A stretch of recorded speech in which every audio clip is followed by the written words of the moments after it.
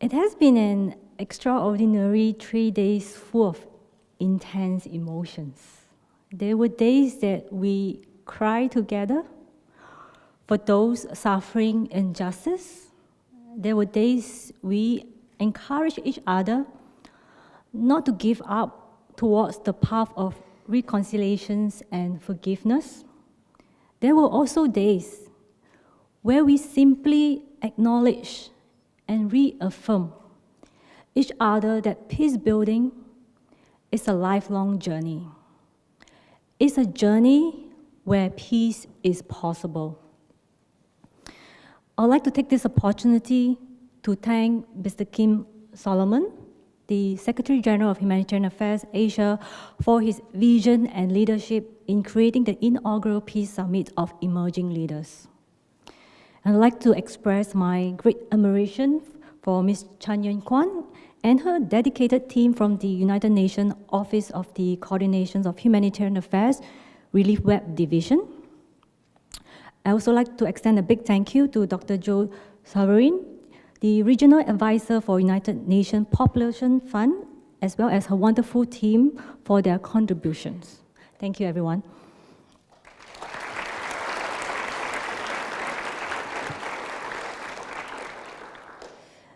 As well as thank you to the United Nations Conference Management Unit, Ms. Ruby and her team. Thank you for all your effort in making this Peace Summit come together so successfully. And of course, thank you to all our youthful team for working extremely hard to ensure everyone is taken care of. So thank you, Leonie, Yafang, Sheila, Amelia, Jenny, Huyen, for your commitment. And big thank you to our volunteers, Thai volunteers, Beauty and Ramita. And last but not least, I am also grateful to all the group leaders, Maria, Rebecca, and Catherine, who have done an amazing job assisting the organizing committee in every possible way. Thank you.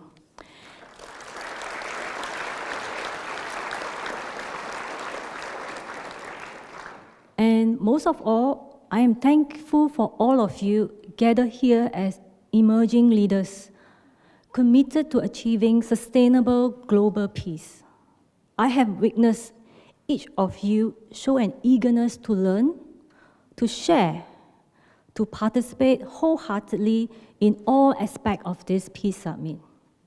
Please give yourself a round of applause for your valuable contribution and unwavering enthusiasm at this Peace Summit. Good job.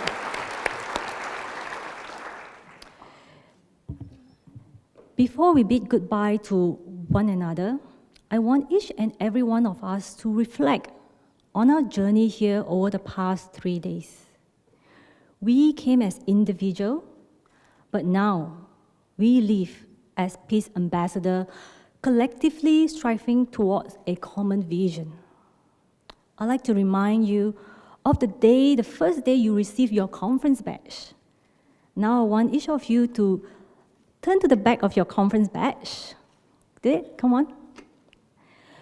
There you will see and be reminded of our shared vision, that we are committed to stand together to build a world of justice, peace, and harmony. This is our commitment. And now remember the first day when you stepped into this conference room, which was beautifully decorated with 100 pieces of the Hibakusha peace mask. It was this beautiful display that we are reminded of different and creative ways of promoting peace. You, too, can start a creative movement. Remember the 1 minute silence that we share together to remember those who have perished in calamity, our resolve, our solidarity, and our hope to build a more peaceful world. This is our mission here. Personally, this has been an emotional journey for me. I have family who have perished from wars. It is touching, yet uplifting to see so many of you from such a diverse culture and educational backgrounds come together for this important cause. We are so different, and yet so connected in our shared vision and purpose, together for peace. Peace cannot be achieved overnight. Peace cannot be achieved by one person. Peace can never be achieved through cynicism and skepticism. It is through constant hard work, persistent, and most of all, patient. Patient to try to understand others before we seek to be understood. Patient to use non-violence means to resolve any conflicts. Patient to simply strive towards finding peace within ourselves. I want to emphasize on this point, as many of us grow up and live in a restless and impatient world of instant gratification. How many times did we give up when we did not see the result we desire in 1 week, 1 month, or even 1 year? Achieving peace is a lifetime of commitment. We will continue to persist when our lives are busy with school assignment, examinations, and careers. Do not find excuses for ourselves. Do not think that we are never big enough. There are various ways of achieving peace. My advice for those who have yet to start on the journey is to start small and celebrate mini successes and milestones along the way. For those who are already embarking on this journey, I encourage you to reflect on what is working and ways to improve on your current approach. Importantly, cultivate a growth mindset. Some of you may ask, what do I mean by growth mindset? It is a mindset where we perceive any challenges as an opportunity to learn rather than an obstacle to overcome. It is important in our peace-building journey, as we must view setbacks as lessons to do better by responding with constructive thoughts. Our action should reflect our persistence than defeat.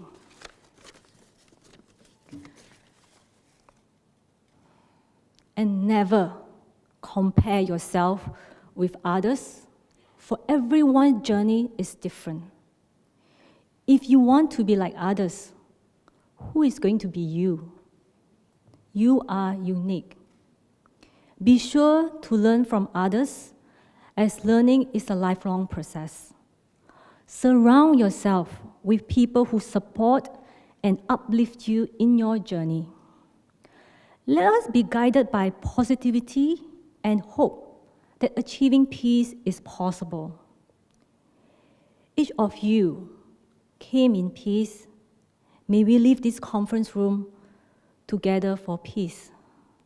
This is just not any other conference room, but our starting point to truly letting our light shine. As you embark on your humanitarian affairs, as your journey as a humanitarian affairs peace ambassador, you will encounter challenges both internally and externally. First, you may experience self-doubt along the way. Then, also doubt and criticism from those around you. However, this does not mean we should give up. When we give up, others will give up too. And equally important, that we do not do it to seek recognition or prestige. Do it because it is part of our moral, social, and civic responsibility. Do it because it is our mission, our purpose. Do it because we believe together we can achieve peace. Be creative in your approach. Think how you could spread peace as a young leader As a law student, as a medical student, as a business student, as an engineering student, as an entrepreneur, as a brother, a sister, a mother, a father, and simply as a human being. If you are not sure where to start, you could join us and be part of the organizing committee. Join us to inspire other like-minded individuals like you to have this opportunity to take on the mantle of Humanitarian Affairs Peace Ambassador. Remember, this is not going to be an easy and smooth journey.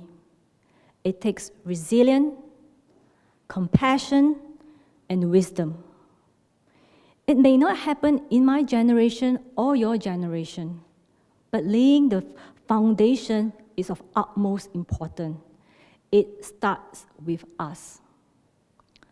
I'd like to end my closing remarks today with this Native American story. It starts with the story of a father telling his son, "There are two wolves battling in my heart. One wolf is violent and dangerous.